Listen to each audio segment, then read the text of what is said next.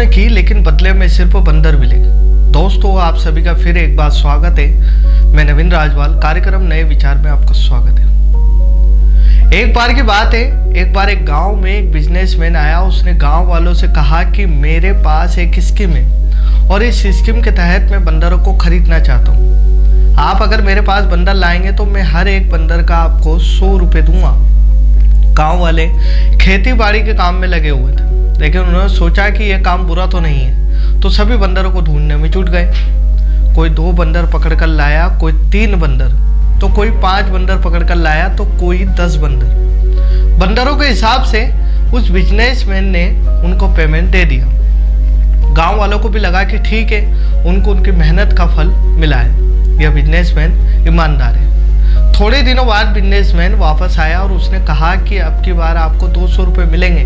गांव वालों को लगा कि हमें एक काम करना चाहिए या नहीं करना चाहिए। उन्होंने आपस में डिसाइड किया कि ठीक है, हम बंदरों को पकड़ लाएंगे। लेकिन बंदर इतने बचे ही नहीं, इसलिए उनको बंदर ढूंढने में दिक्कतों का सामना करना पड़ रहा है। इस बार बंदरों की संख्या बहुत कम थी। आसपास के गांव में बंदर विलुप्त होते जा रहे थे, लेकिन फिर भी गांव वालों ने मेहनत की। जिसको सफलता हाथ लगी उसको पैसा मिल गया।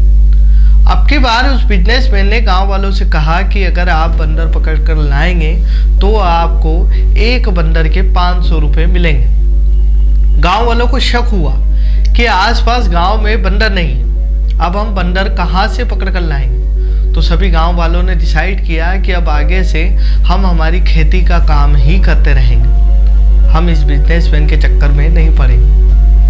कुछ दिनों बाद बिजनेसमैन वापस आया और उसी गांव में उसने कहा कि अगर आप मुझे बंदर देते हैं तो मैं आपको 1000 रुपये दूंगा, वो भी एक बंदर के। गांव वालों को भरोसा तो था ही सही कि यह दे सकता है, क्योंकि पहले भी उसने आपको 100 रुपये 200 रुपये दिए। उन्होंने कहा कि लेकिन आसपास बंदर है ही नहीं, हम कहाँ से बंदरों को लाएं। यह कहकर चला गया। लेकिन उसके साथ जो उसका सलाहकार था, बिजनेसमैन का एडवाइजर, उसने गांव वालों से कहा कि देखो, मेरा बॉस तो चला गया है, आप चाहे तो 500 रुपये में मुझसे बंदर खरीद कर 1000 रुपये में बिजनेसमैन बॉस को बेच सकते हैं। गांव वालों ने कहा ठीक है।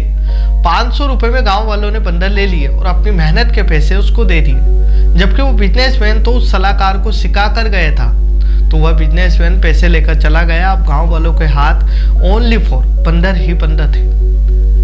इस कहानी का मतलब यही होता है कि किसी भी जालसाजी में नहीं आए। आपको एक लर्निंग बता देता हूं कि आपके पास जो भी पैसा है उसको संभाल कर रखिए, किसी की बातों में मत आइए, क्योंकि आपका धन ही मुसीबत में आपका सच्चा साथी है। धन्यवाद।